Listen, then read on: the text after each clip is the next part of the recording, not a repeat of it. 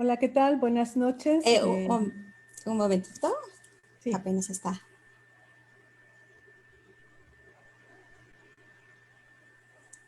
Me parece que ya tienes... Comenzamos.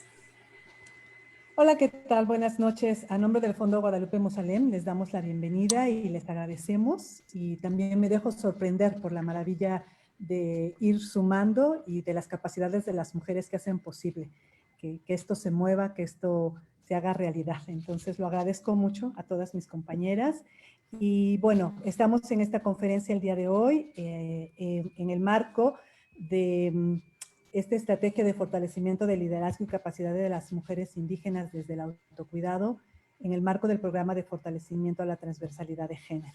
Agradezco mucho la presencia de la maestra Ana Vázquez, nuestra secretaria de las Mujeres en el Estado de Oaxaca, y le agradecería que por favor nos presentara a nuestra ponente del día de hoy y les damos la bienvenida. Muchas gracias.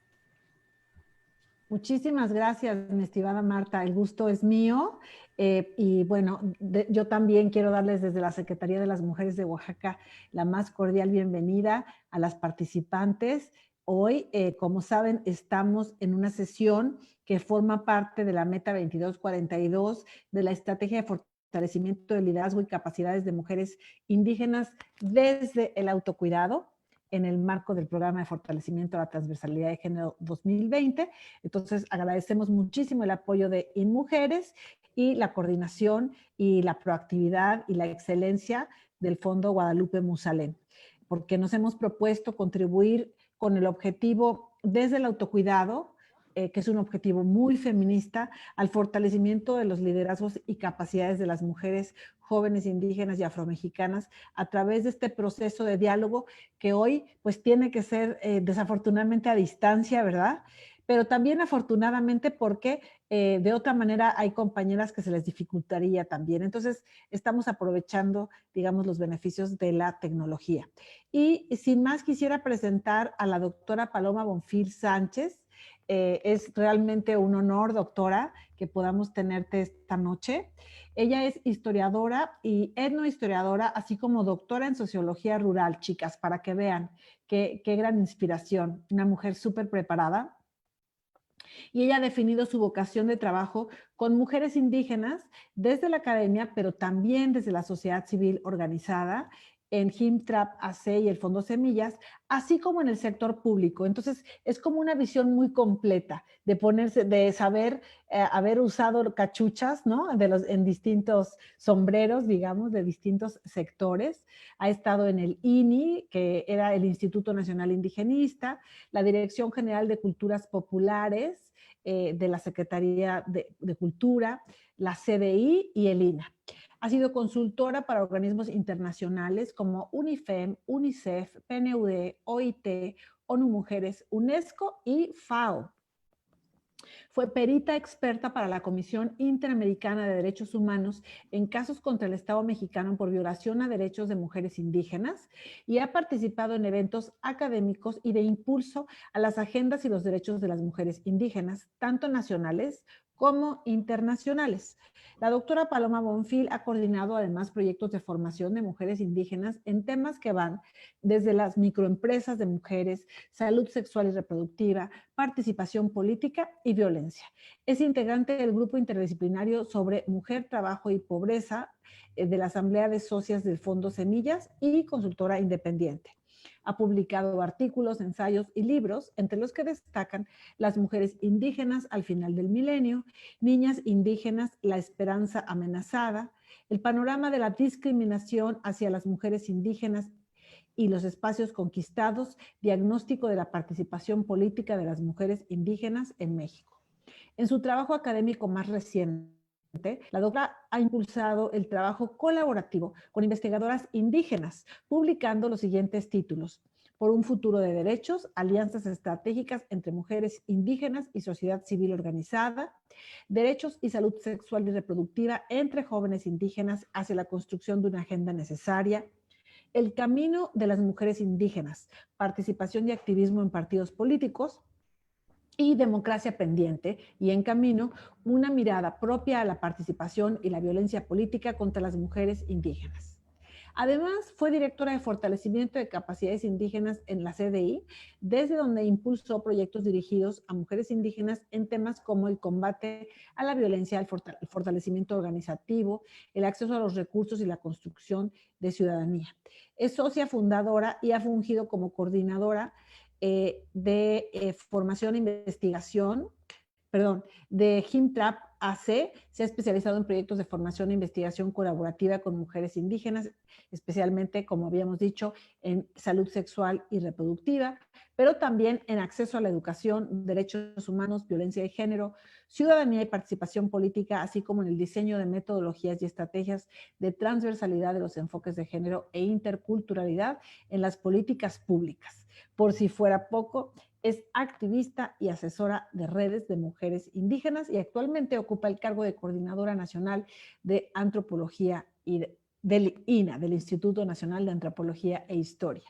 Entonces me da muchísimo gusto darle la palabra a la doctora Paloma Bonfil, quien nos impartirá la conferencia Cuerpo y Autonomía.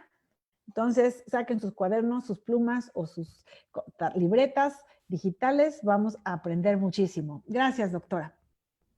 Muchísimas gracias a la maestra Ana Vázquez por esta bienvenida. Muchísimas gracias al Fondo Guadalupe Musalem por esta invitación y gracias a todas ustedes por prestarnos su tiempo y su atención. Bueno, pues como ya comentaron, voy a presentarles a ustedes una reflexión sobre la autonomía y el cuerpo. En este marco en el que ustedes están trabajando para reflexionar sobre el autocuidado, he intentado hacer pues una reflexión para que nos permitan, digamos, para tener mayores elementos y pensar desde varios espacios por qué sería tan importante hablar de autonomía y cuerpo cuando estamos hablando de autocuidado. Entonces, si me permiten, voy a compartir una pantalla. A ver. ¿Me dicen si se ve, por favor? Ahí está. ¿Se ve? Sí. Ok. Bueno, entonces, a ver, ahora la que la tiene que ver soy yo. Es que no veo lo que estoy compartiendo. Perdón, permítanme. ¿Cómo puedo ver lo que estoy compartiendo? Sí es el PowerPoint, ¿verdad? ¿Sí se ve como PowerPoint? Ok. Sí. Que lo tengo en PDF también por si no pasara bien. Ah, es bueno. Que está proyectando el PDF. Ah, no, quería proyectar el PowerPoint, pero bueno, a ver, déjenme ver. A ver, perdón, esto es un... Bueno, si es el PDF. Hay que dejar de compartir pantalla para abrir el PowerPoint y volver a... Perdón. A ver, vámonos. Entonces, aquí está. No hay ningún problema. Estamos aquí, además, en vivo. Así que en vivo y a todo color, qué susto. Exacto. A ver, aquí está, ya. A ver, entonces, esto es el PowerPoint. Compartir. ¿Ya se ve? Ya se ve. Ahora, si pudiera hacerla grande para que se... Porque, sí, exacto, perfecto, gracias. Bueno, muy bien. Pues entonces, vámonos. Para hablar con ustedes sobre cuerpo y autonomía, quiero plantearles algunos puntos de partida. Vamos a hablar sobre la autonomía, sobre la ciudadanía y sobre los derechos sexuales y reproductivos desde 3 ángulos. Uno, para considerar sobre todo las realidades de las mujeres indígenas y afromexicanas, tenemos que hablar de la diversidad, porque estamos hablando no solamente de mujeres distintas, disímolas y en diferentes condiciones, sino también diversas entre sí. No es lo mismo ser zapoteca del Istmo, que Sol de Chiapas o que Serio Yaqui de Sonora. No es lo mismo ser una mujer joven que ser una mujer adulta o una mujer de la tercera edad. No es lo mismo ser una mujer soltera que una suegra.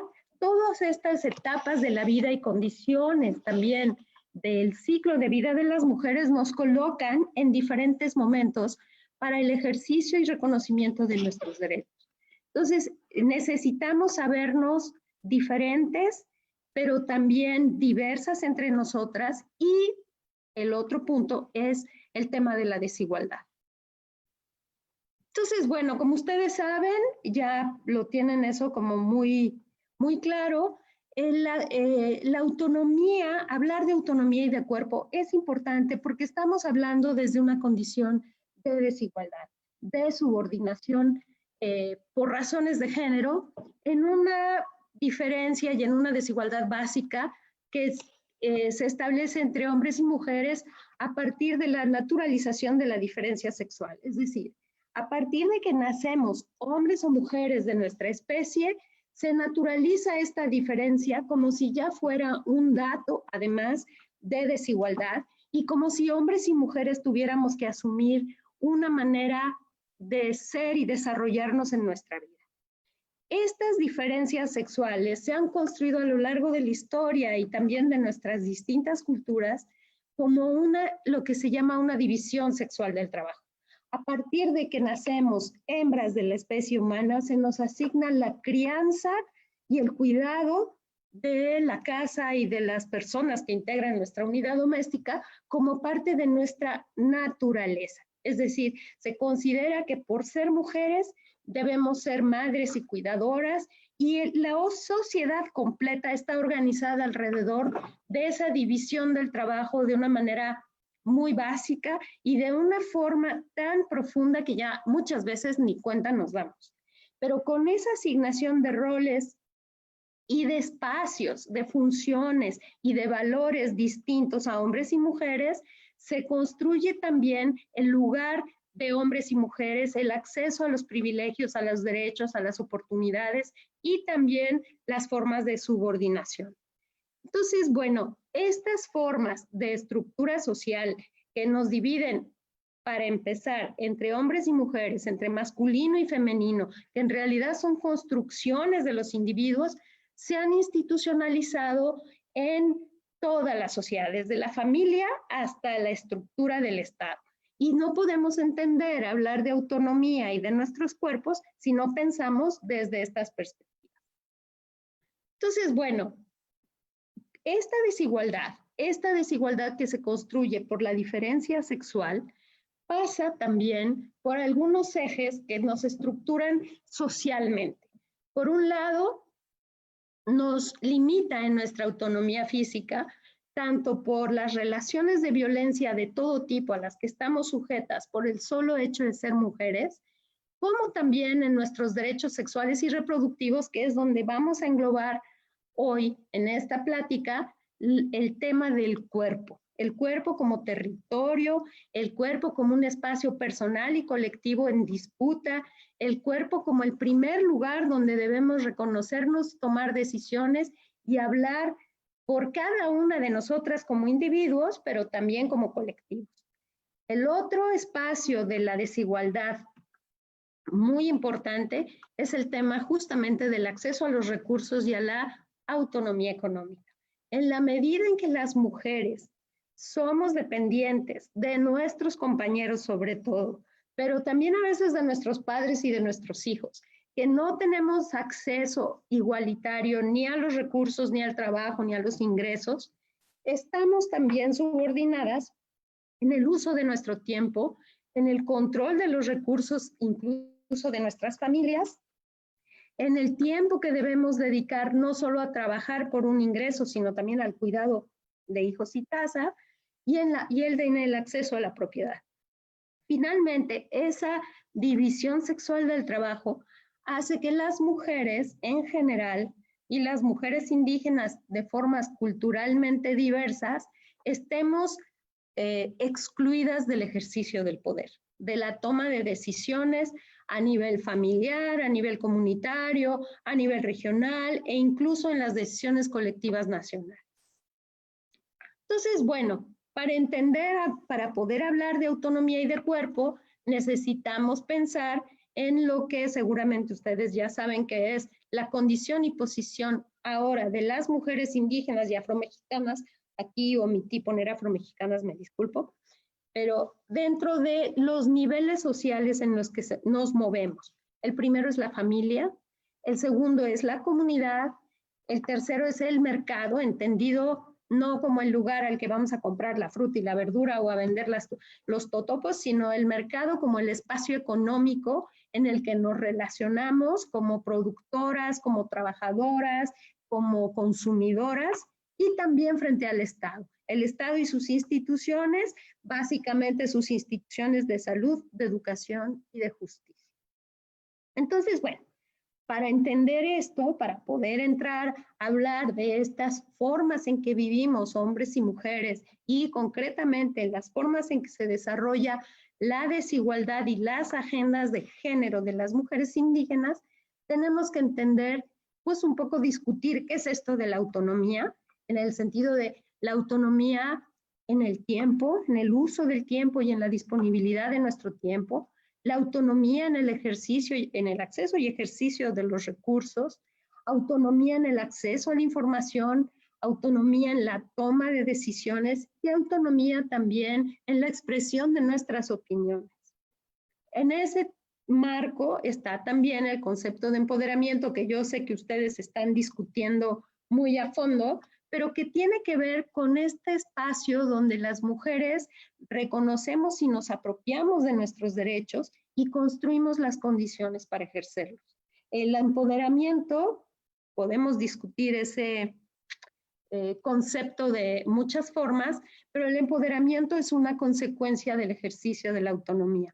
Es decir, en la medida en que podamos reconocer, exigir y ejercer nuestros derechos, estaremos también construyendo un espacio en donde podemos transformar no solo nuestra realidad desigual y subordinada, sino también la realidad de nuestras familias, de nuestras comunidades y de la sociedad, para ir construyendo pues espacios cada vez más incluyentes, más justos, menos violentos. Entonces, bueno, otro concepto que se asocia al uso al de la autonomía y el cuerpo es justamente el ejercicio de derechos y la ciudadanía. ¿Sí? Los derechos son derechos que pueden o no estar reconocidos, pero que están fuera de nosotros. La ciudadanía es el proceso mediante el cual nos apropiamos de esos derechos que nos corresponden y los hacemos exigibles. Y esto pasa tanto por procesos personales como colectivos y sociales. O sea, pasa por participar en la toma de decisiones, por tener una valoración personal y un reconocimiento de nuestros derechos individuales y también por reconocernos con las demás. Es decir, por exigir como la legitimidad de nuestras demandas en nuestros entornos. Y finalmente, el otro ámbito que es muy importante reconocer es el de la cultura, porque la autonomía es un proceso que se construye y es un proceso que está mediado por los contextos donde vivimos. Es decir, dependiendo de dónde estamos, de quiénes somos, de qué generación pertenecemos, de qué país somos, nuestra autonomía y los planteamientos para ejercerla van a ser distintos. Entonces, bueno, si tomamos esto, oigan, si tienen cualquier pregunta o comentario, por favor, háganmelo saber. Bueno, a mí no directamente porque no lo estoy viendo al estar proyectando, pero si quieren, no sé, Marta, si te pueden mandar un mensaje y paro y contesto, porque si no, es así como me voy de derecho y no me quito. Bueno, entonces... Sí, la invitación sería colocar preguntas en el chat, yo las estoy leyendo y si hay alguna, comparto. Perfecto, muchas gracias. Bueno, entonces, todo esto, este contexto que les doy, es porque me parece que cuando hablamos de cuerpo y autonomía, tenemos que hablar de un enfoque de derechos. Es decir, si hablamos de autonomía, estamos hablando como en espejo de las condiciones que no nos permiten ejercerla. Estamos hablando de desigualdad y estamos hablando de subordinación. Es decir, la autonomía es un concepto político. es un concepto de derechos, es un concepto de transformación, es una demanda de las mujeres, de los pueblos indígenas, de las naciones, por tomar, digamos, sus propias decisiones y establecer sus propias prioridades. Cuando la asociamos al cuerpo, cuando la asociamos a nuestro cuerpo, que es, digamos, la medida en la que vivimos nuestra existencia, es decir, todo lo que hacemos pasa por nuestro cuerpo. Es la forma más clara donde nos representamos cada una de nosotras y donde nos reconocemos con las demás y nos distinguimos con los otros. Entonces, cuando asociamos la autonomía al cuerpo, lo tenemos que pensar y partir de la autonomía desde las relaciones entre personas, desde nuestras relaciones más íntimas y cercanas hasta los reflejos sociales de las mujeres indígenas, de las jóvenes indígenas, de las mujeres migrantes, de las mujeres afromexicanas o de las mujeres en las ciudades. Es decir, la autonomía pasa por una experiencia de vida personal que también nos hace reconocernos en otras personas. Entonces, bueno, por eso, desde, digamos, la teoría feminista, y esto lo señala muy claramente Marcela Lagarde, la autonomía tiene lo que le llaman una base ética, es decir, estamos hablando de los pisos sobre los cuales se tienen que establecer las relaciones entre las personas para que sean horizontales y de respeto. Tiene también un trasfondo filosófico en el sentido que decimos, bueno, cuando reclamamos y construimos autonomía, estamos cambiando la forma de vivir, estamos aspirando a una manera distinta de ver nuestra vida y nuestra existencia. Y tiene también pues una base política porque es un ejercicio, un reclamo y una legitimación, de derechos, ¿no?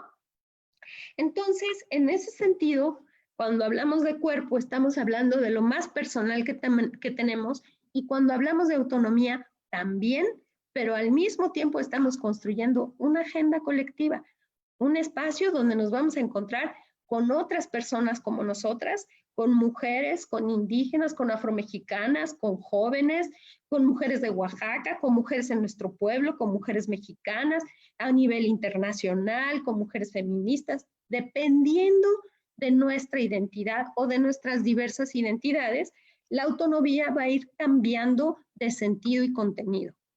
Entonces, bueno, tener autonomía significa que tenemos poder y que estamos construyendo las condiciones para ejercerla. Una persona que no puede opinar, que no puede tomar decisiones, que no puede decidir si se casa o no se casa, si tiene hijos o no tiene hijos, si continúa un embarazo o lo interrumpe, si puede ir al médico o no puede ir al médico, si puede estudiar o no, si puede disponer del dinero que ganó o incluso del dinero familiar. Una persona que no tiene esas condiciones no tiene tampoco condiciones para ser autónoma. Entonces, la autonomía está muy asociada a la situación personal de las mujeres y a la situación social compartida que tenemos las mujeres y a las que también a los contextos que nos distinguen, porque obviamente no todas las mujeres vivimos de la misma manera. Entonces, bueno, cuando nacemos, podríamos pensar que iniciamos un camino de autonomía, porque nacemos y nos separamos del cuerpo de nuestra madre. Empezamos a ser un individuo, empezamos a ser independientes, pero eso no quiere decir que seamos autónomos. Una cosa es la independencia y otra cosa es la autonomía. La independencia es una manera de, digamos, de vivir por nosotras mismas y la autonomía es hacerlo consciente y con un proyecto de derechos. Entonces, la autonomía tiene que pasar por un reclamo. Es decir, si nosotras no queremos ser autónomas y no lo exigimos y no construimos las condiciones, eso no va a pasar. No es algo que esté concedido por sí o naturalmente. Entonces, bueno, la autonomía ha sido un motor en todas las luchas de las mujeres desde hace ya más de 200 años. La autonomía para decidir estudiar, la autonomía para ejercer el voto, la autonomía para decidir trabajar, la autonomía para poder ser propietarias de una casa, la autonomía para decidir si se quieren casar o no. Estos, digamos, derechos que ahorita podrían parecernos a lo mejor muy elementales o ni siquiera derechos, sino ya condiciones de nuestra vida, han sido agendas de lucha de las mujeres desde hace muchos años y tienen que ver con reconocer en las mujeres frente a los hombres las mismas oportunidades y sobre todo la capacidad de decidir. Entonces, por eso se dice que la autonomía está asociada a la libertad. Y sin la libertad, y esa es la otra parte, digamos, filosófica de la autonomía, sin la libertad eso no puede existir. Es decir, si estamos condicionadas económicamente, políticamente, socialmente, culturalmente, racialmente, si estamos condicionadas y limitadas en el ejercicio de nuestros derechos, si no tenemos una libertad plena, la autonomía no puede existir. Y en el caso de mujeres indígenas y afrodescendientes de todas las generaciones, esta libertad va no solamente desde la libertad mía personal, sino la libertad y la autonomía de mi pueblo. Es decir, en el caso de mujeres indígenas y afrodescendientes, los derechos que pasan por la autonomía son personales, individuales y colectivos. Entonces, por eso se tiene que construir una autonomía diferente para cada contexto de las mujeres que la reclaman. No sé si me están entendiendo. Bueno, entonces, como les decía, la autonomía es una demanda, una aspiración de países, una aspiración de movimientos, una aspiración de razas, aunque sabemos que no existen las razas, ¿no? Pero, por ejemplo, las personas africanas, las personas negras en África, estuvieron años luchando por, y siguen, por la autonomía frente a los países colonizadores europeos. Los pueblos o naciones conquistadas en la colonia, en América, fueron construyendo una visión de autonomía frente a los poderes coloniales. Los pueblos indígenas reclaman la autonomía para decidir sobre sus territorios, sobre sus formas de gobierno, sobre sus recursos. La autonomía es, digamos, una aspiración individual y colectiva de los seres humanos y las mujeres también la hemos reclamado. Entonces, cuando decimos, bueno, ¿y por qué las mujeres piden autonomía? Cuando pedimos algo o exigimos algo o planteamos y demandamos algo, es porque eso no existe, porque no lo tenemos. Entonces, cuando hablamos de libertad y de autonomía, lo que tenemos que ver es qué son los factores que no nos permiten tener ni libertad ni autonomía. Y eso pasa, pues uno, primero, por las relaciones de género, es decir, cómo estas desigualdades básicas entre hombres y mujeres se proyectan en nuestras vidas. Luego, por la generación, como les decía, las mujeres jóvenes, adultas, niñas, adolescentes, tenemos diferentes espacios y posibilidades para ejercer nuestros derechos. Pasa también por el hecho de si somos indígenas o afromexicanas frente a mujeres mestizas. ¿Y qué significa eso en un país tan desigual y tan roto como el nuestro, ¿no? ¿Qué significa vivir, digamos, en un espacio de racismo y discriminación como el de este país? No es lo mismo para las mujeres que se pueden distinguir o se pueden reconocer como indígenas y afromexicanas que para las mujeres, digamos, urbanas, mestizas, ¿no? Tampoco es lo mismo pensar en la autonomía a partir de la condición social, es decir, de nuestro acceso a los recursos, a la educación, a los servicios y a las garantías sociales a las que deberíamos tener derecho, pero no lo tenemos. Entonces, por eso, cuando decimos autonomía como una demanda de las mujeres, lo que estamos viendo es si somos unas mujeres indígenas y afromexicanas que exigimos autonomía, igual que si somos mujeres no indígenas, o sea, mestizas de las mayorías nacionales, lo que estamos cuestionando es cómo está organizada nuestra sociedad. Estamos cuestionando por qué, si nací niña o mujer, no puedo salir a la calle, ¿Por qué no puedo decidir ser madre o no? ¿Por qué tengo que ganar menos dinero que un hombre que hace el mismo trabajo que yo? ¿Por qué todavía en algunos estados las mujeres tenemos que pedir o tener el permiso de nuestros maridos y de nuestros esposos para ser titulares de una casa o para acceder a un crédito? Es, digamos, en diferentes fases. La autonomía lo que nos lleva es a cuestionar un orden de cosas desigual. Entonces, cuando hablamos de autonomía relacionada con el cuerpo, eso nos lleva a ver las desigualdades en ciertos ámbitos. Yo me quiero concentrar en 4. Uno es la sexualidad, otro es la movilidad, otro es la maternidad y otro es la violencia. Y solo en esos 4, no son los únicos, pero solo eso porque me parece que nos ayudan a entender por qué la autonomía es una demanda de las mujeres, es una demanda feminista, es una demanda de género y es también una demanda que al irse construyendo va generando también sociedades más justas, incluyentes y equitativas. Querida Paloma, hay una pregunta que Adelante. nos hacen que dice, ¿puedes dar un ejemplo de cómo la autonomía puede ir cambiando de sentido y contenido? Sí. O sea, a ver, voy a hacer como un ejemplo muy básico. La autonomía cambia de sentido y contenido dependiendo de quién la reclame, de quién la esté construyendo y de quién la esté exigiendo.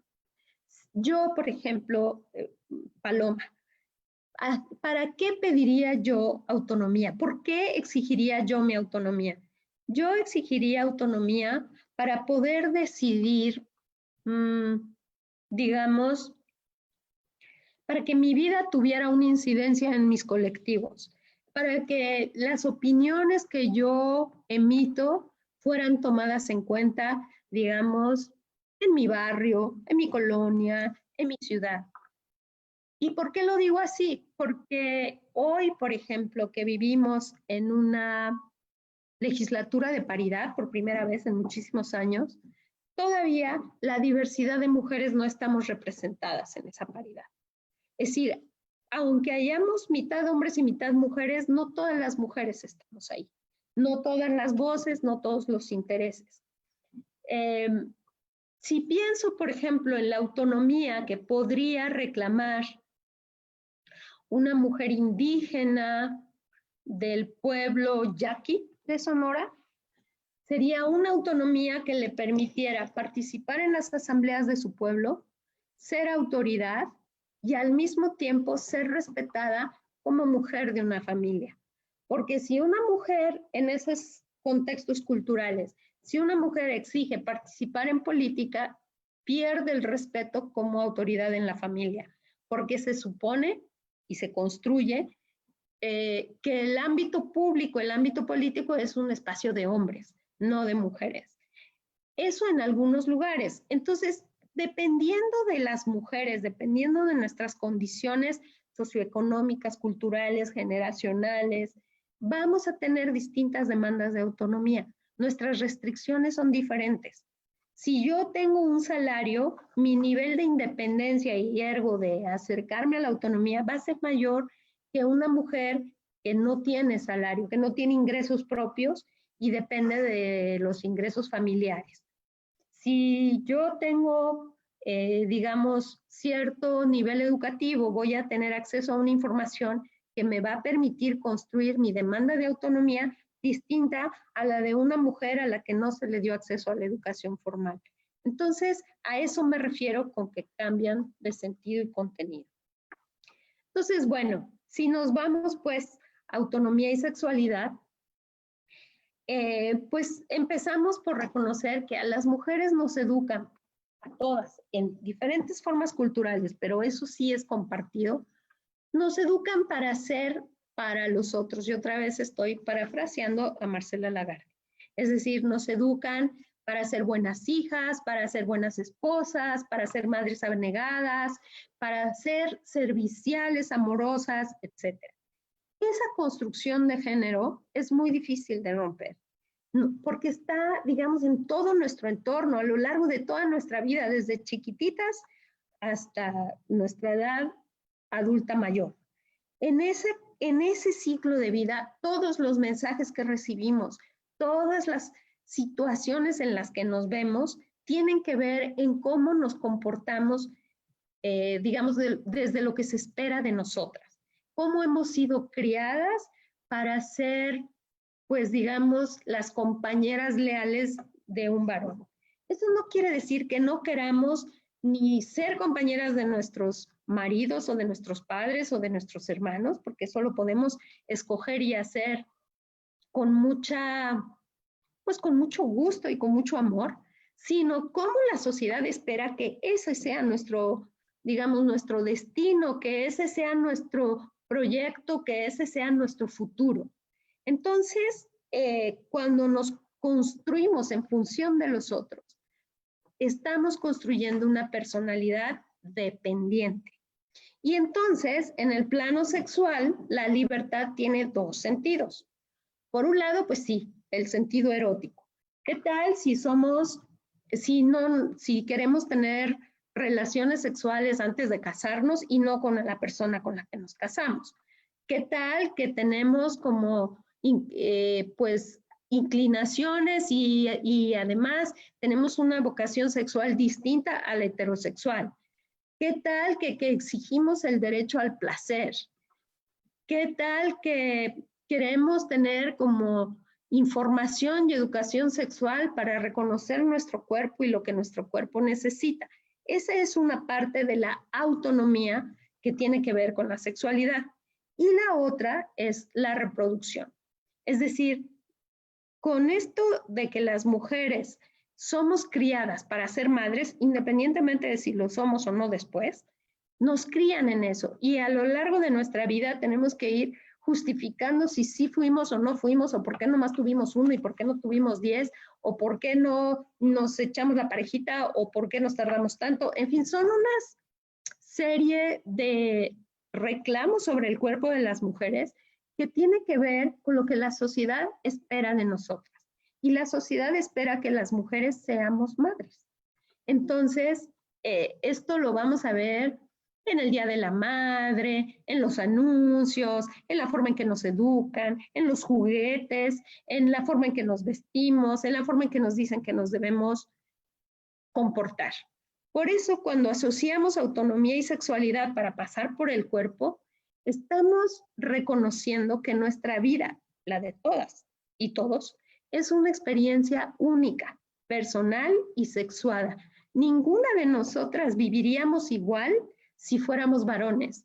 Ninguna de nosotras pensaríamos la vida y la filtraríamos a través de nuestras emociones, del lugar en el que nos colocamos, si no nos reconociéramos como personas en cuerpos de mujeres. Entonces, la autonomía y la sexualidad están en ese sentido muy conectadas. El otro que quiero tomar así brevemente es el de la movilidad. Y con movilidad me refiero a varios tipos de movilidad.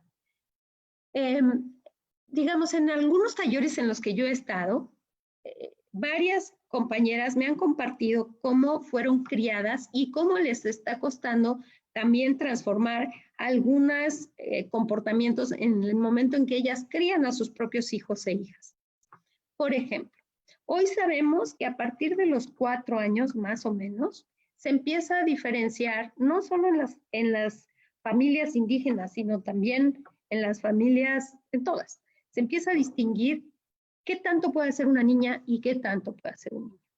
Pero si nos vamos a las familias indígenas y afromexicanas, aunque esas las conozco menos, pero si nos vamos a eso, lo que yo he recogido son testimonios de que a partir de los 4 años ya no debes correr, ya no debes gritar, no está bien visto que te subas a un árbol.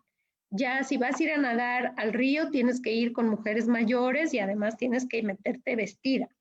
Si es el momento en que te empiezan a enseñar cómo te debes sentar, se ve mal si una mujer empieza como, por ejemplo, si te sientas, aunque seas una niña, si te sientas con las piernas muy abiertas, o si haces mucho ruido, o si corres muy rápido.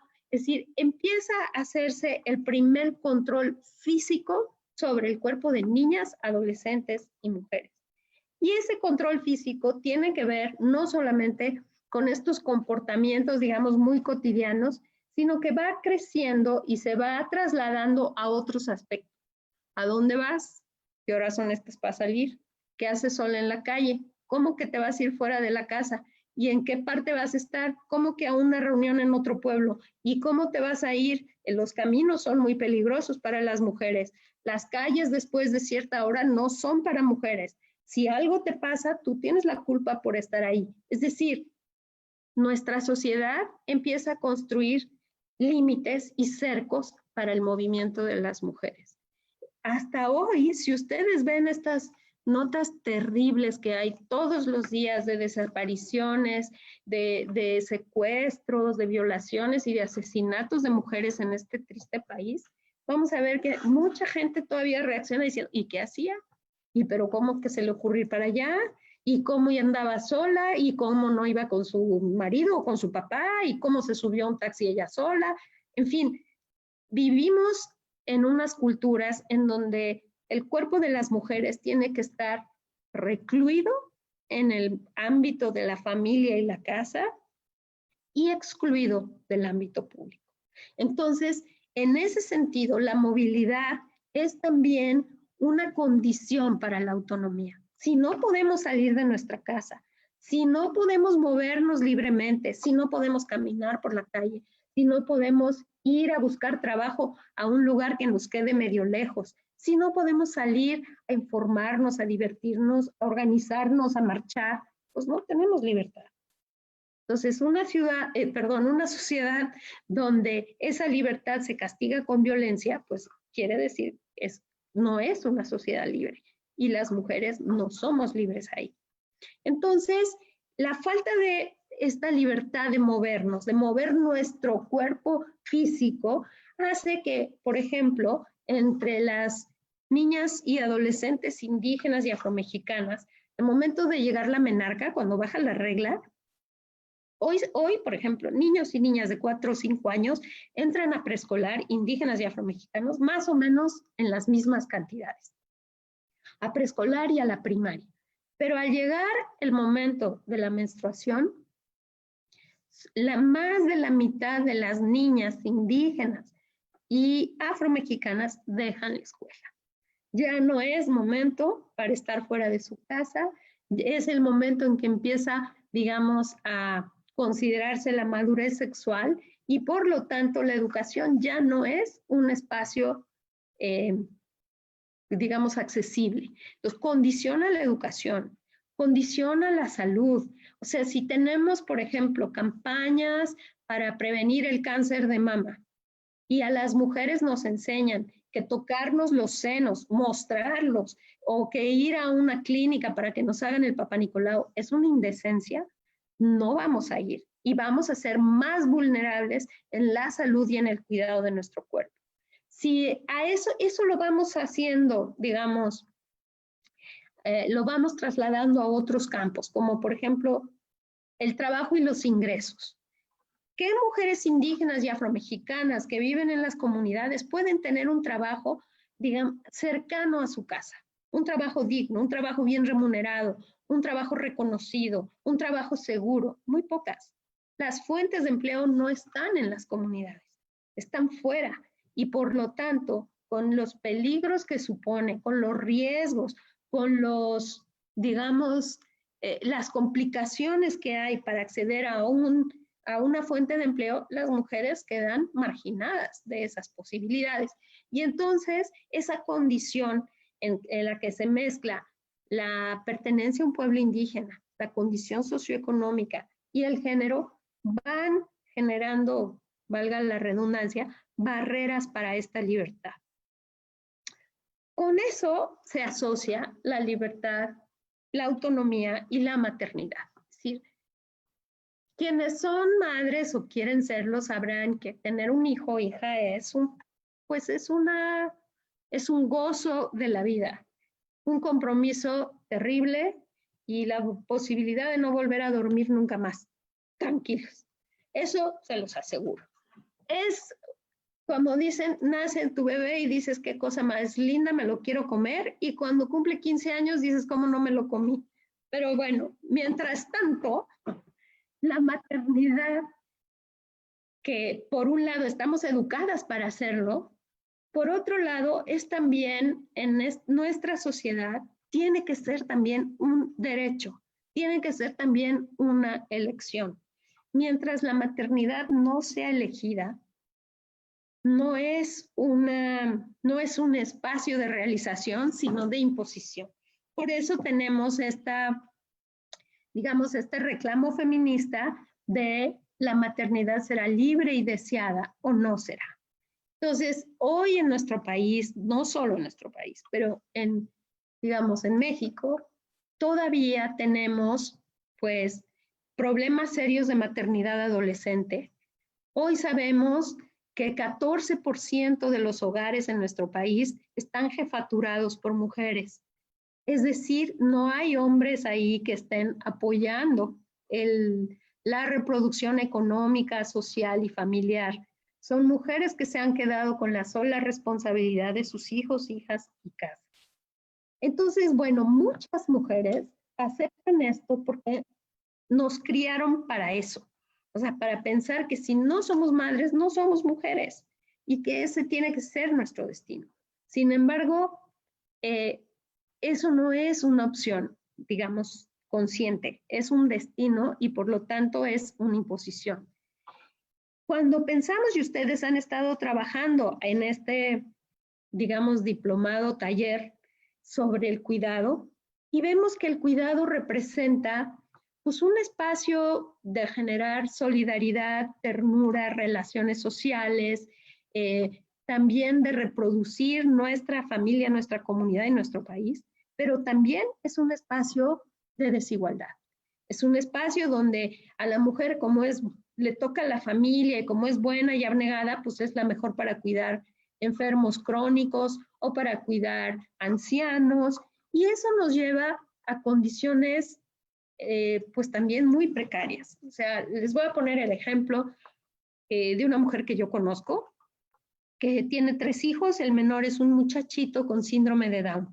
Ya los otros hijos, uno está casado y la otra es una muchacha que trabaja y vive con ella. Entonces, esta mujer tiene un hijo síndrome de Down en un lugar donde no hay escuelas públicas para atender a chicos especiales. Entonces consiguió apoyos privados para meterlo a una escuelita donde dan clase a niños con síndrome de Down, niños y niñas. Ella lo lleva de 9 a 1, para lo cual tiene que tomar 2 peceros de ida, que son 11 pesos por cada uno de ellos, es decir, 22, 44 pesos de ida, 44 pesos de regreso para llevarlo a la escuela. Para llegar a las 9 tiene que salir 7:30. No puede pagar otro pecero para ir a trabajar y además tiene que estar a la 1 a recoger al niño porque esa es la hora que sale. Y entonces ella tiene esas mañanas que llevar a su hijo, gastar 88 pesos y esperar a que salga de la escuela y volver. ¿Dónde puede trabajar una mujer así?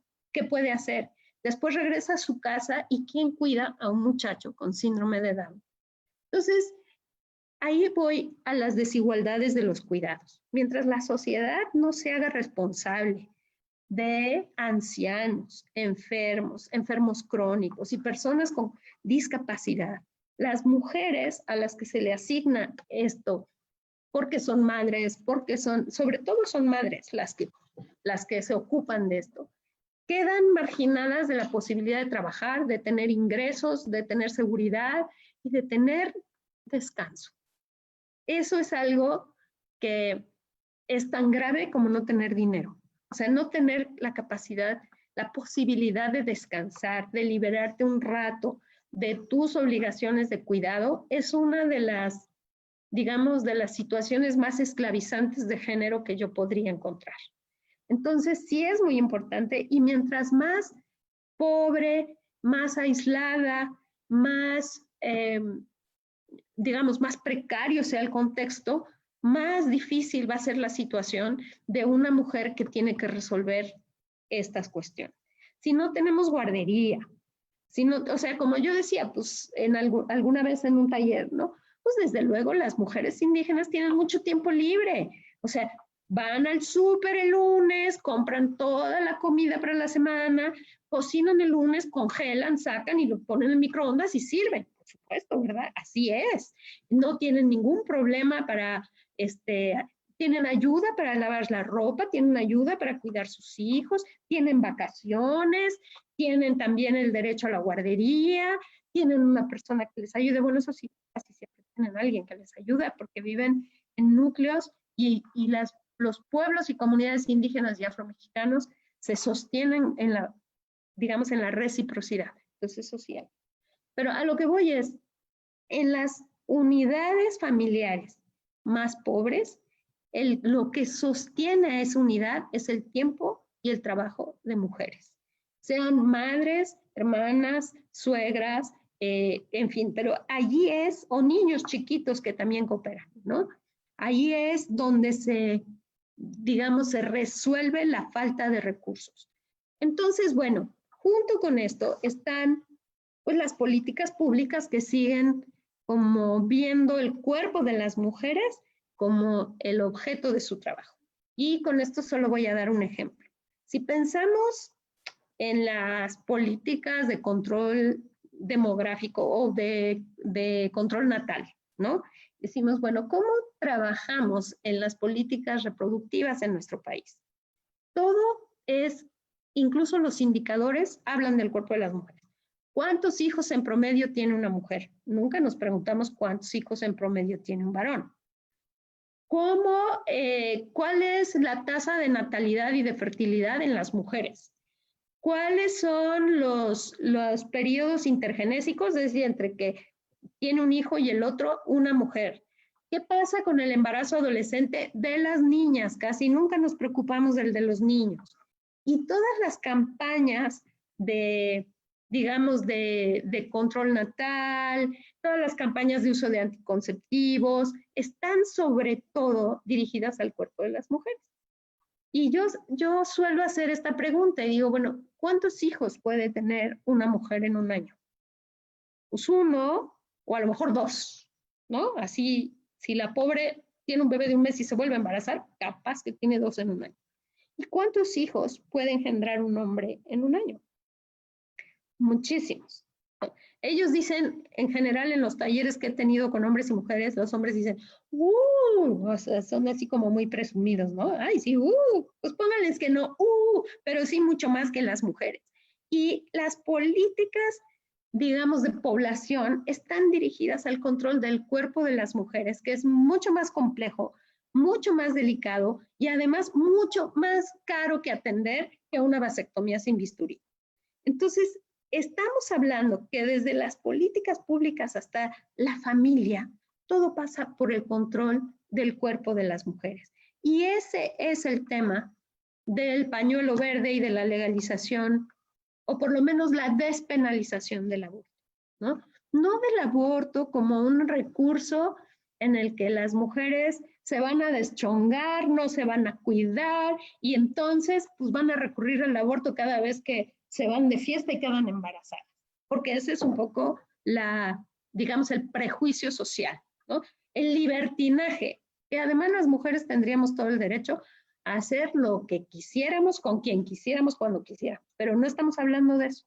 Estamos hablando de que en esta pandemia, en América Latina, se calcula que han nacido 600,000 niños, bebés, hijos de niñas menores de 14 años. Es decir, estamos hablando de violaciones familiares, estamos hablando de situaciones en donde una niña no debe ser madre y, digamos, encerrados con los violentadores.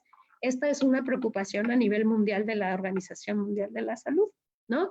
Entonces, cuando pensamos en autonomía, en estos extremos terribles en donde una niña no puede escoger ser madre o no, pero de una mujer adulta sí, y sin embargo, la maternidad no es elegida y determina entonces mi vida, mi situación de vida, el tiempo que tengo para mis proyectos personales, adelante. Gracias.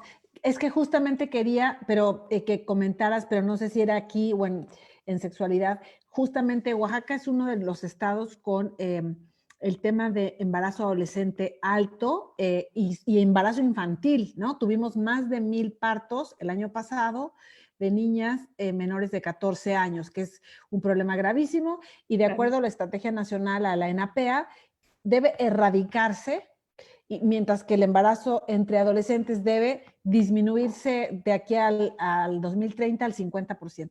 Entonces, nada más, si tenías alguna, ¿cuál era tu reflexión en torno justamente a esta falta de políticas públicas, en particular en el Estado, que apunten a la erradicación del embarazo infantil? Porque creo que del embarazo adolescente, poco a poco, por ejemplo, introducir masculinidades, ¿no? Ya se está empezando a caminar, pero yo no veo todavía esta que acabas de mencionar. Gracias. Muchas gracias, Ana.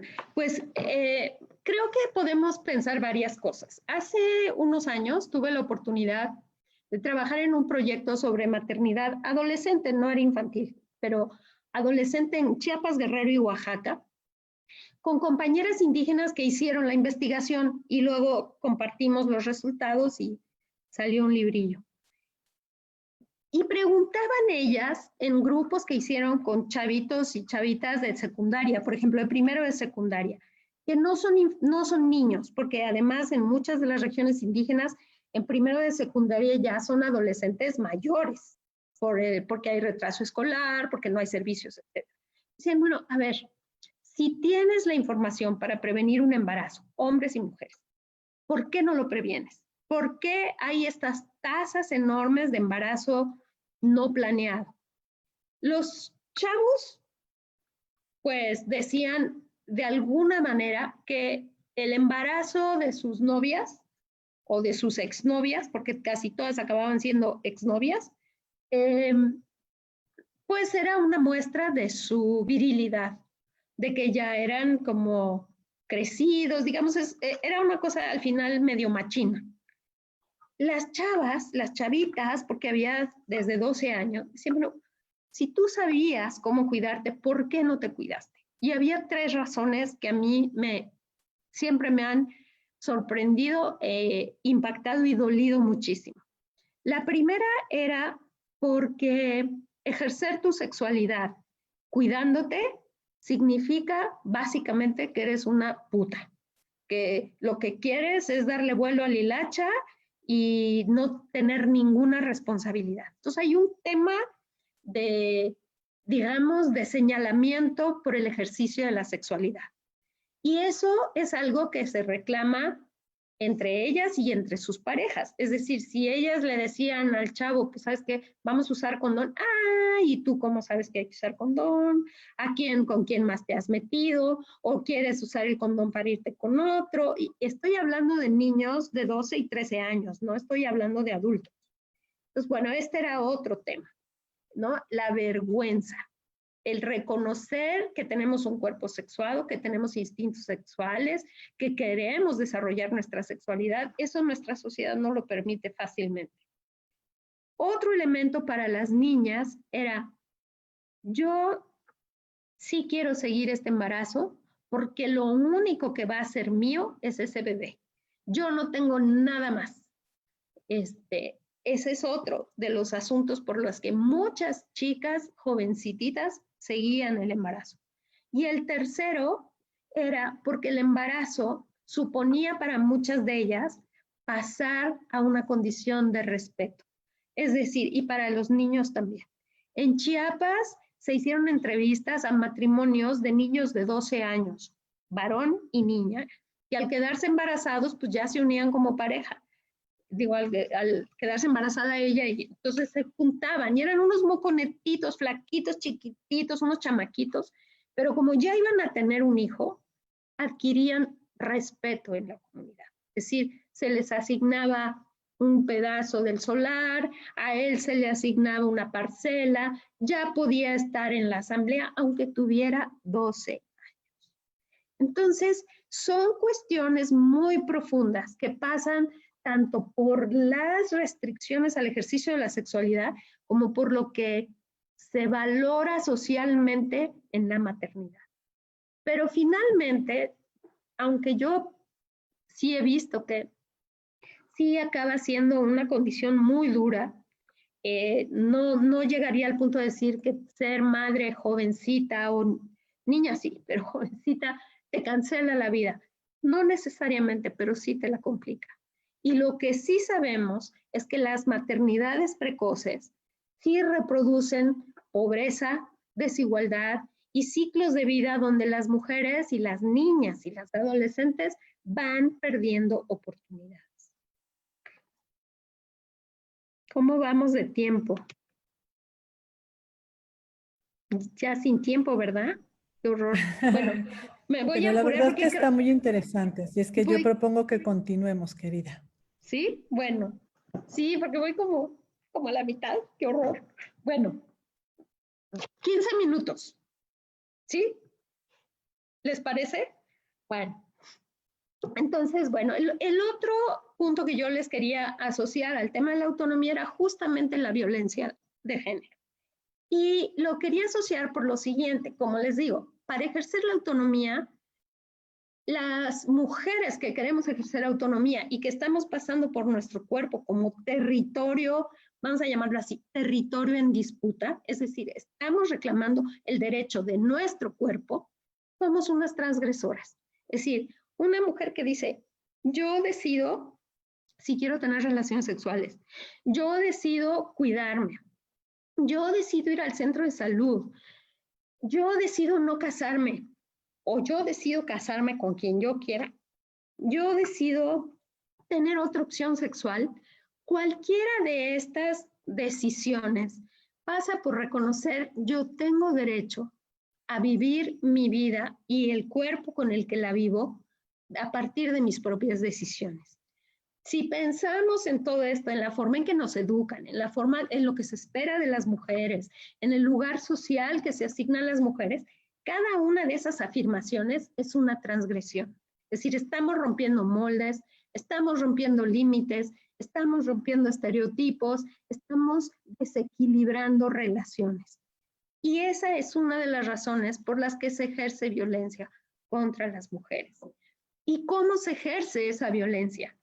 Pues ya hemos ahorita visto que se ejerce limitando los lugares a los que podemos acceder, limitando los espacios, y en espacios me refiero a toma de decisiones en la familia, en la comunidad, en el municipio, a nivel político, en la calle, limitando los espacios donde las mujeres podemos estar.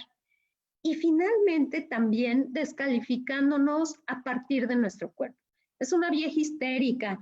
No, pues es que no, las mujeres juntas pero ni difuntas, puro chisme, en fin, hay una serie de descalificaciones a las mujeres por el hecho de ser mujeres que no pasan. El típico de está en sus días, ¿no? Ándale, sí. No, pues sí, seguro. Terrible. ¿No? Y hay otras peores, pero no las vamos a decir aquí porque estamos siendo transmitidas en Facebook. Ay, sí. Pero entonces la violencia de género puede entenderse justamente como digamos, como una forma límite y como una forma extrema de control del cuerpo de las mujeres. Y cuando hablo de cuerpo, hablo no solamente, digamos, de lo físico. En este momento estoy tomando cuerpo como una unidad del individuo, de la individua en este caso. O sea, la violencia emocional, la violencia económica, la violencia institucional, la violencia física y la violencia sexual se expresan como maneras para detener y mantener a las mujeres en el lugar en el que la sociedad supone que deben estar. Entonces, si vivimos violencia en cualquiera de sus modalidades, vamos a tener obstáculos fuertes para ejercer la autonomía. No puede haber autonomía si hay violencia, de ningún tipo. Si hay violencia económica, si hay violencia institucional, si hay violencia social, si hay violencia comunitaria, no podemos ejercer ni plantearnos la autonomía. Entonces, por eso, pongo aquí que la violencia es una forma extrema en la que se expresan los sistemas de dominación múltiples sobre el cuerpo de las mujeres, sobre el cuerpo cuando nos lo apropiamos y decimos es mi cuerpo, son mis sentimientos, son mis decisiones, es mi salud, es mi tiempo, es mi desplazamiento, ¿no? Entonces, es una forma en la que la debemos entender y por eso la violencia de género cumple todo un ciclo donde las autoridades, los sistemas de justicia, los sistemas de salud, los sistemas educativos e incluso la familia la van reproduciendo, ¿no? Entonces, bueno, en esos, digamos, en esos 4 aspectos, la autonomía y el cuerpo se van entrelazando. Entonces, esta me la voy a saltar porque era un poco una reflexión de cómo las instituciones que pueden ser civiles, comunitarias, de justicia, etcétera, se van articulando con las formas en que nos limitan la autonomía, ¿no? Entonces, si vivimos violencia y presentamos una denuncia y no nos responden, ¿no? Ni las autoridades de la comunidad, ni las autoridades civiles, se reproduce la violencia y las mujeres van siendo como ¿cómo se dice? Te vas como resignando porque eso, gracias. Desmotivadas a presentar la denuncia, pero más que presentar la denuncia, a buscar opciones, ¿sí? Entonces, hay una parte en donde se desmoviliza la posibilidad de las mujeres de buscar otra forma de vivir y ante eso no podemos tener autonomía. Los cuerpos se entristecen, los cuerpos se recluyen, los cuerpos se inmovilizan. Las mujeres se dejan de mover cuando no hay posibilidad de respuesta. Entonces, bueno, y esto pasa también porque, bueno, muchas mujeres empezamos a aprender que tenemos derechos cuando el resto de la sociedad, por más que lo diga el discurso o el marco legal o las leyes y los espacios, digamos, y los marcos normativos y legales, nosotras empezamos a reconocernos como sujetas de derechos, pero la sociedad realmente no nos reconoce así, ¿no? Entonces, tenemos mujeres que presentan denuncias de violencia y solicitan órdenes cautelares, es decir, que los agresores no se les puedan acercar y no se extiende la orden de separación, no se cumple y entonces ¿cuántos casos no hemos visto cada semana de mujeres asesinadas porque nunca se extendió esa orden, nunca se logró que el agresor no fuera y acaba matando? Y eso no pasa una vez ni dos, o sea, cada semana van a encontrar ustedes esas noticias. Por otro lado, pues también ahí, digamos, es muy difícil ejercer nuestros derechos como mujeres indígenas o afromexicanas si seguimos, digamos, socialmente asignadas a la casa y a la familia como un ámbito privado en el que no se debe meter nadie. Hoy, digamos, las agendas feministas han puesto ese ámbito privado como un tema político. Es decir, no es Francisca o Carmela o María que está en su casa y que vive su cruz o su condición. Somos todas las mujeres de una manera u otra que necesitamos salir de la casa y de la familia o poner la casa y la familia en los temas públicos. Y eso ya está pasando en muchas comunidades. En Oaxaca mismo ya muchas asambleas comunitarias y autoridades comunitarias están empezando a ocuparse de esto sin mucha claridad de hacia dónde moverse, pero reconociendo que el problema de violencia contra las mujeres no es individual, es un problema colectivo, es un problema social, ¿no? Entonces, bueno, este es un paso adelante. Entonces, bueno, esta es, digamos, la reproducción de la violencia como una restricción a nuestra autonomía se da en la comunidad cuando no hay ninguna sanción, por ejemplo, a la violencia doméstica, ni sexual, ni de despojo patrimonial. En Oaxaca hay una organización que seguramente ustedes conocen, que se llama la Red de Abogadas Indígenas en Oaxaca. Entonces, bueno, conversando con las colegas de esa red, me decían, por ejemplo, que en las comunidades indígenas una de las demandas más grandes de las mujeres es abandono de hogar y despojo patrimonial. Es decir, que las sacan de sus casas, que les quitan sus casas, que las dejan con los hijos, pero no les dan nada para mantenerlos. Entonces, esta red está haciendo un trabajo muy interesante para buscar cómo las autoridades comunitarias responden a esa situación, cómo protegen no solamente a las mujeres, sino también a sus hijos y sus hijas a partir de los valores de la propia comunidad. Es decir, si estamos hablando de reciprocidad, si estamos hablando de nuevas generaciones, si estamos hablando de derechos colectivos y del bien común, no podemos abandonar a mujeres, niños y niñas, quitándoles la casa, los animales, el campo, la tierra y las formas de subsistir, ¿no? Entonces, bueno, esto es cuando la violencia impide la autonomía, lo que tenemos es desigualdad frente al Estado, es decir, las instituciones y el ejercicio de derechos, la garantía de sus derechos. En el mercado, en el ámbito económico, o sea, como acceso a los recursos, a la propiedad, al trabajo, a los ingresos, y en la sociedad, ¿no? Las mujeres como víctimas también, no solo de violencia, sino de discriminación, de invisibilización.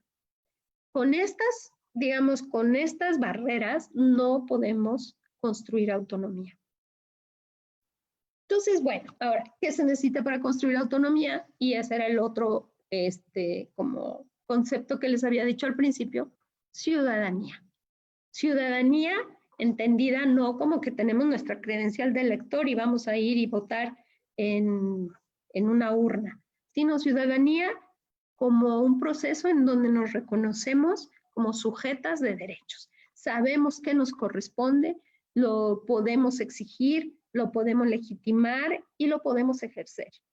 Entonces, para las mujeres indígenas y afromexicanas, la ciudadanía pasa por dos tipos de derechos, los individuales y los colectivos. Y también por otros derechos que tienen que ver con la diferencia. Es decir, con decir, yo soy sujeta de derechos, soy purépecha, como la chica que está aquí en la foto, soy purépecha, pero también soy mexicana y soy mujer, y entonces no soy ni zapoteca ni ayú, soy purépecha y tengo derecho a reconocerme como parte de este pueblo.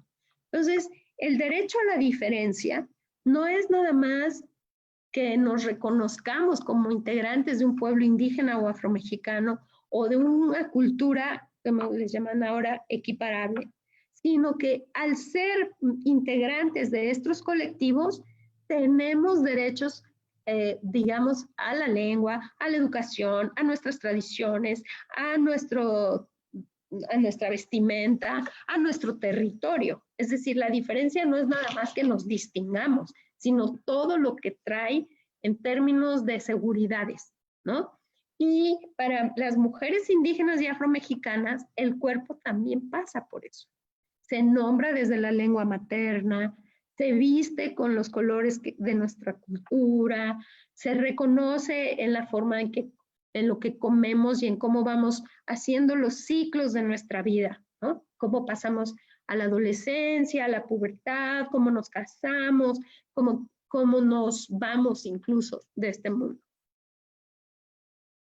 Entonces, bueno, por eso, para entender la autonomía, hablando desde las identidades culturales diferenciadas, tenemos que pensar en la autonomía de los pueblos indígenas frente a la sociedad nacional, en la autonomía de las comunidades indígenas en sus regiones, en la autonomía de los derechos colectivos de un movimiento indígena en general y en la autonomía de las mujeres indígenas y afromexicanas dentro de estos, digamos, procesos de identidad y de reclamo de espacios, ¿no?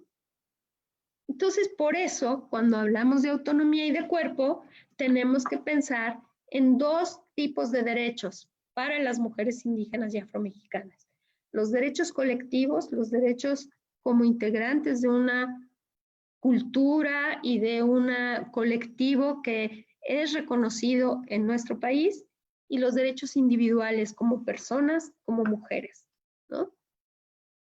Entonces, a eso le llamamos la interseccionalidad de derechos, la interseccionalidad de derechos nos remite al marco de los derechos humanos, que son garantías a las que no podemos renunciar, que están todas, digamos, trenzadas entre sí, son complementarias, ¿no? Y que sin su observancia, la autonomía y el ejercicio, digamos, del cuidado sobre nuestro cuerpo tampoco son posibles. Entonces, bueno, hoy a nivel mundial, digamos, tenemos ya casi 100 años de la Declaración de los Derechos Humanos después de la Primera Guerra Mundial. Tenemos derechos que se llaman de cuarta generación.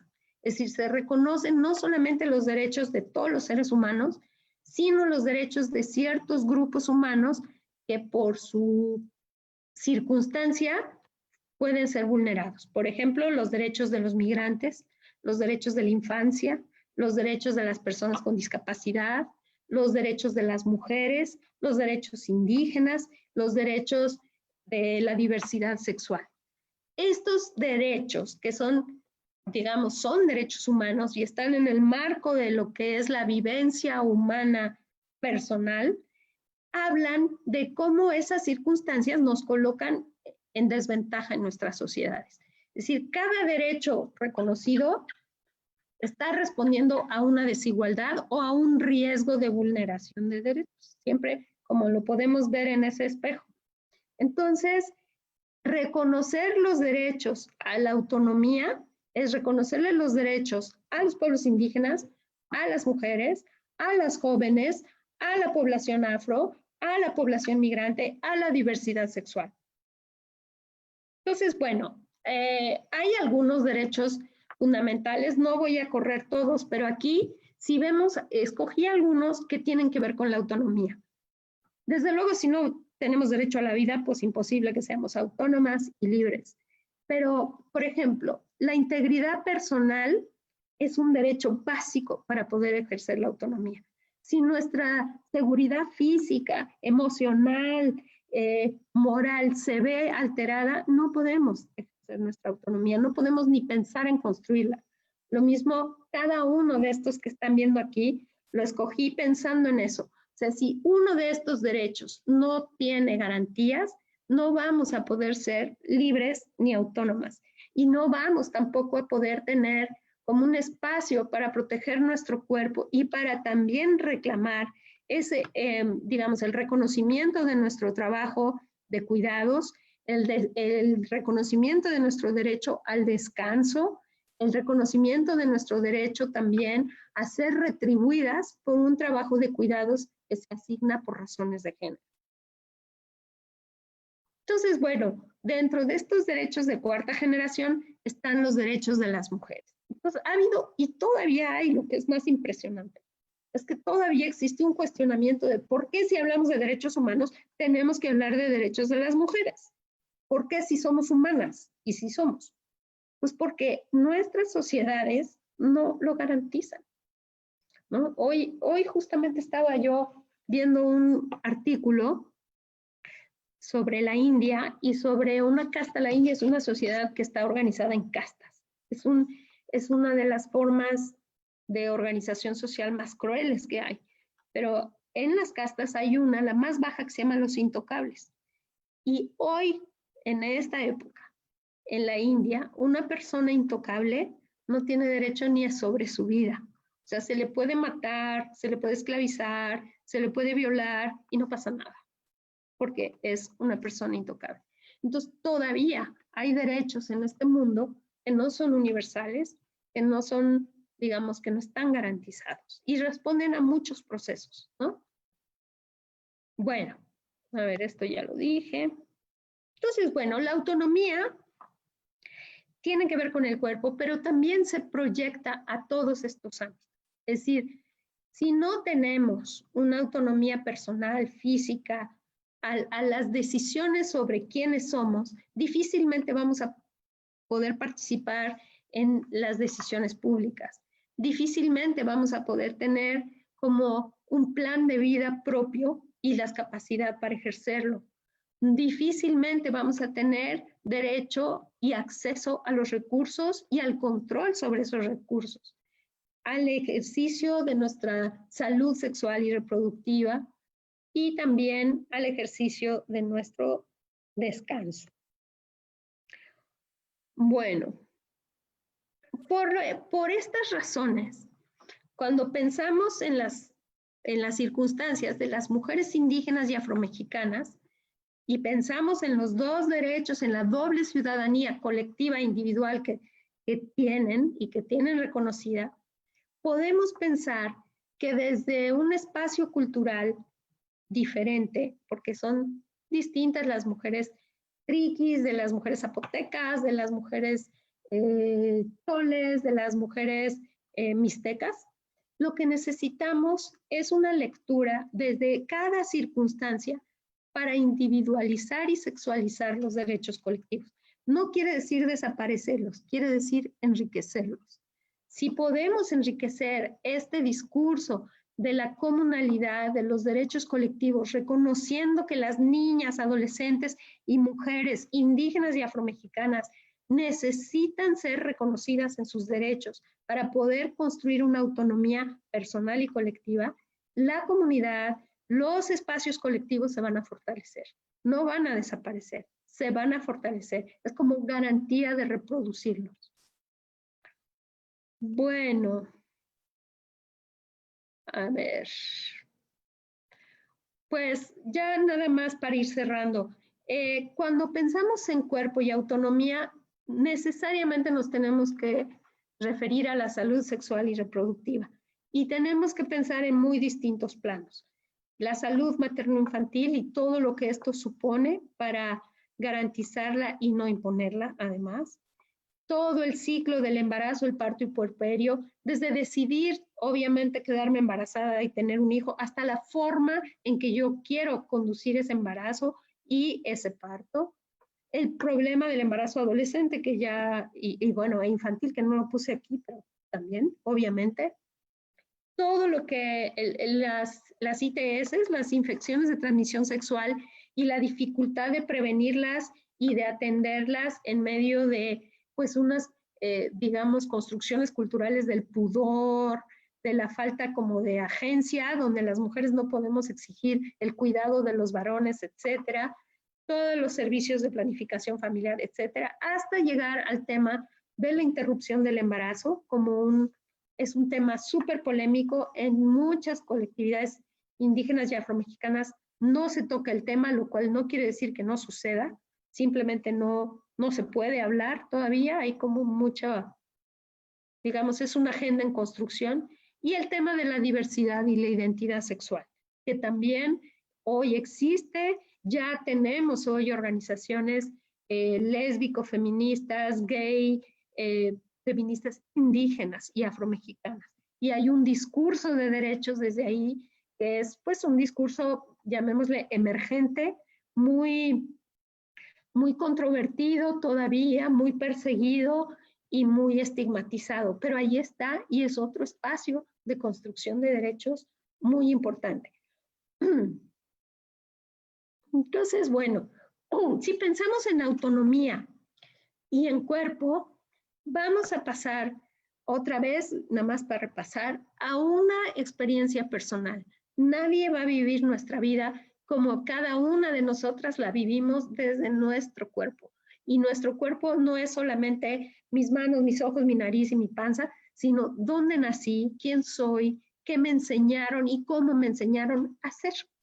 Entonces, allí, en ese proceso de vida que todas tenemos, se mezcla, pues, de dónde venimos, a dónde pertenecemos, cómo hemos vivido, cómo es nuestro entorno, cuáles son las condiciones y las posibilidades que tenemos culturales, personales, familiares, para desarrollar nuestra existencia, ¿no?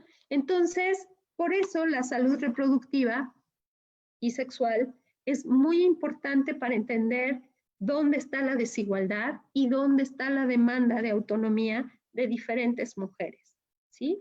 Y otra vez, pues, vuelvo a subrayar, es el cuerpo de las mujeres el que está en disputa, ¿sí? Primero por nosotras mismas, nosotras lo reclamamos y si no tenemos autonomía y decisión y control sobre nuestro cuerpo, lo demás va a ser muy limitado. Y pues ya.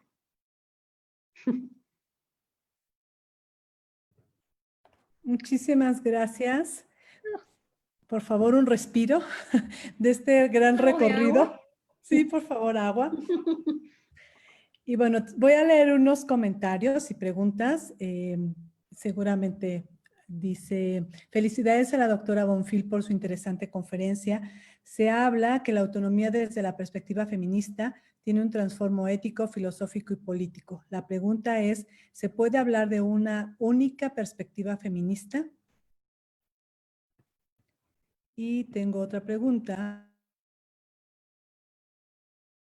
Dice, pero sigue el problema de violencia institucional. Persiste cuando la participación de las mujeres en cargos comunitarios solo es para cubrir la cuota.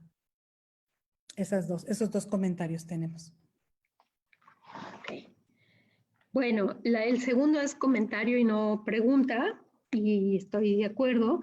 Y respecto a si se puede hablar de una única perspectiva feminista, no, claro que no. Hoy tenemos muchas miradas sobre la construcción de derechos de las mujeres. Tenemos una construcción diferenciada por voces generacionales, por voces étnicas, por voces, digamos, incluso racializadas. Es decir, hay un feminismo negro, hay un feminismo indígena, hay un feminismo comunitario, hay un feminismo lésbico, hay un feminismo de la diversidad sexual, hay un feminismo anglosajón. Entonces, no hay una única perspectiva. Y de hecho ahora lo que se está construyendo, digamos, es justamente cómo podemos pensar los derechos para hombres y mujeres, porque el feminismo no habla solo de los derechos de las mujeres, sino de cómo nos vamos a relacionar en la sociedad y cómo vamos a construir un discurso donde quepan los diferentes lugares. De hecho, digamos, el discurso de género ha sido muy cuestionado por mujeres, llamémosle, de la alteridad, mujeres del sur. Es decir, ha habido un cuestionamiento en donde dicen, bueno, si tú eres una universitaria de Nueva York, ¿cómo vas a hablar de mi posición como mujer india de los Estados Unidos que vivo en una reserva o una mujer india de Canadá, ¿no? De los pueblos indios de Canadá, en donde todavía hace 15 años secuestraban a niños y niñas para llevarlos a las escuelas y los sacaban, los desterraban, digamos, de sus comunidades. ¿Cómo vas a poder tú hablar desde tu blancura y desde tu privilegio de lo que es mi experiencia como mujer inuit, por decir? Entonces sí hay un cuestionamiento, porque las mujeres no solamente somos diversas, sino que somos desiguales. Estamos atravesadas por relaciones de poder y unas somos más privilegiadas que otras. Y no podemos asumir la voz de todas, nadie, ¿no? Entonces, estamos justo en esa etapa en que se están construyendo plataformas de encuentro y también de desencuentros entre los distintos feminismos. Entonces, no hay una perspectiva única ni una perspectiva sola válida, ¿no? Marta, me gustaría leer unos de los comentarios de Facebook, si se puede. Por favor, maestra. Gracias. Bueno, dice Irma Sánchez, la realización plena de las mujeres implica el ejercicio de todos sus derechos, tal y como lo establece la Carta Magna. La realidad social es otra. Es por ello que debemos difundir este tipo de material para dar a conocer nuestros derechos. Excelente capacitación. Te mandan saludos del Centro de Desarrollo de las Mujeres de Cosolapa. También, Limbo, hay muchas titulares de instancias y profesionistas de los Centros de Desarrollo de las Mujeres que también se conectaron, de Kialana, por ejemplo, de San Bartolomé Kialana, Mani Hernández, de Matías Romero, luego de Villa de Etla. Maite Cruz comenta, efectivamente, doctora, mirar los derechos colectivos e individuales desde la mirada de las mujeres, ahí en ese contexto, es complejo porque los parámetros muchas veces son desde el contexto no indígena, se refiere yo creo que además en las políticas públicas, y eso no se distingue. Es necesario retomar ese tema con seriedad y con respeto por ese contexto, ¿de acuerdo? Luego de la instancia municipal de la mujer de Santiago, Huauclilla, Nochistlán, que están presentes, muy atentas al tema. La doctora Lucero Morelos Carlas también te felicita. Dice, es puntual a reconocer el contexto de la epistemología del sur. Reina Carreño Santiago, quien es enlace de la Secretaría de las Mujeres con las instancias municipales, también dice que es muy interesante el tema.